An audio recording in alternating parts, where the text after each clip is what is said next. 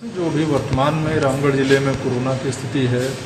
Statistical figures जो हैं, cases हैं, उसके संबंध में एपीसी आज रखी गई थी। एक निर्णय जो भी रामगढ़ ज़िले में लिया गया है, वो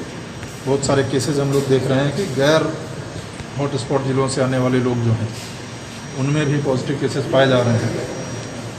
वर्तमान से आज से रामगढ़ ज़िले में झारखंड राज्य के बाहर आप कहीं से भी आए हैं, किसी भी राज्य से, किसी भी ज़िले से, अनिवार्य रूप से आपका सैंपल जांच, अनिवार्य रूप से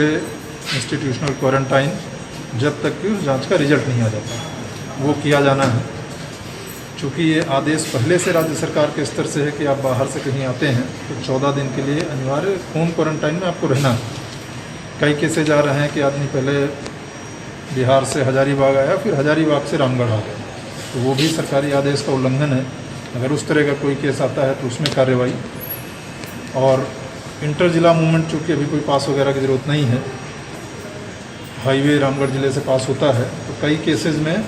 ये ट्रैक करना थोड़ा सा मुश्किल होता है कि आप कहाँ से आ रहे हैं, कहाँ जा रहे हैं। तो लोगों की ये जिम्मेदारी व्यक्तिगत होगी कि अगर आप रामगढ़ ज़िले में झारखंड के बाहर से आए हैं,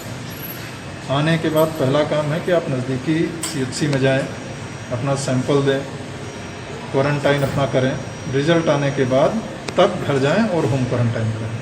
कहीं पर इसका वायलेशन या जानबूझ के किसी के द्वारा जानकारी छुपाने की बात आती है तो disaster management act, epidemic disease act और IPC के तहत FIR दर्ज करके कार्रवाई की जाए। मेडिकल स्टोर्स और प्राइवेट क्लिनिक्स के संबंध में दिए गए हैं। एक कोरोना लक्षण से संबंधित सर्दी, खांसी, बुखार, सांस में तकलीफ, इस तरह की दवा खरीदने के लिए जब लोग मेडिकल स्टोर पर जाएँ तो मेडिकल स्टोर जो विक्रेता हैं उनकी जिम्मेदारी होगी कि एक फॉर्मेट में उनकी बेसिक डिटेल, नाम, मोबाइल नंबर, पता, बाहर से तो नहीं आए हैं, वो लेके उसकी जानकारी डेली इवनिंग में ड्रग इंस्पेक्टर को एक फॉर्मेट दिया गया है, उसमें उपलब्ध कराएं और पूरे ज़िले की कंपाइलिंग करके एक जिला स्तर पर फिर जो आवश्यक सर्विलेंस की कार्रवाई होगी वो की जाएगी। तो ये एक आदेश मेडिकल स्टोर्स के लिए। सेकंड, प्राइवेट क्लिनिक्स के लिए कि आपके यहाँ कोविड जैसे दिखने वाले लक्षण के जो लोग आते हैं तो सेम फॉर्मेट में उनकी सूचना संधारित करके और जिला प्रशासन को उसकी जानकारी, किसी को आप रेफ़र करते हैं दूसरी जगह इन सिम्टम्स की वजह से तब भी, और आप ट्रीटमेंट कर रहे हैं तब भी, वो जिला प्रशासन की जो अयोग्य राशन कार्डधारी हैं उनको नोटिस निर्गत करके जो भी लीगल उठाव उनके द्वारा किया गया है उसके आलोक में वसूली का। और एक अच्छा इम्पैक्ट उसका देखने को मिला है कि करीब 3000 राशन कार्ड लोगों ने स्वेच्छा से उस ड्राइव के बाद से सरेंडर किए हैं। आपके माध्यम से लोगों से अभी भी अपील है कि आज भी अगर आप स्वेच्छा से कार्यालय में जाके, प्रखंडापूर्ति कार्यालय में, जो BDO ऑफिस में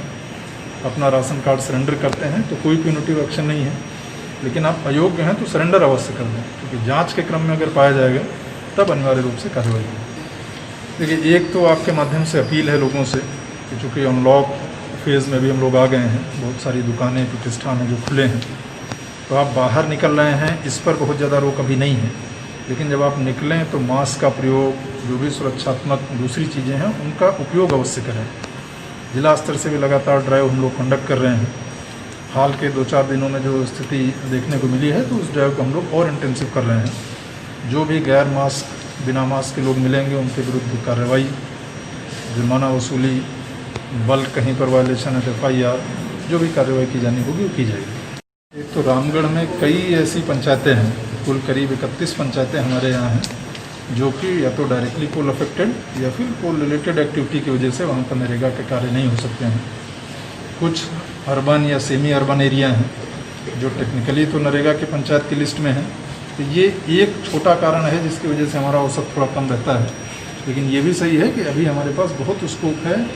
अतिरिक्त लेबरर्स को इंगेज करने का। उसी क्रम में लगातार मैं स्वयं, DDC, बाकी जो पदाधिकारी हैं, हम लोग फील्ड विजिट वगैरह करके और इंश्योर कर रहे हैं कि एज़ पर डिमांड मिनिमम पर पंचायत 250 लेबर, पर पंचायत कम से कम 25 स्कीम, पर गांव कम से कम 5 स्कीम,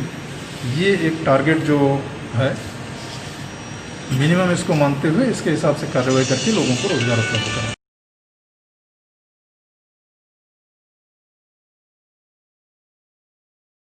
न्यूजीलैंड चैनल को YouTube में सब्सक्राइब करें और खबरें सबसे पहले देखने के लिए बेल बटन जरूर दबाएं।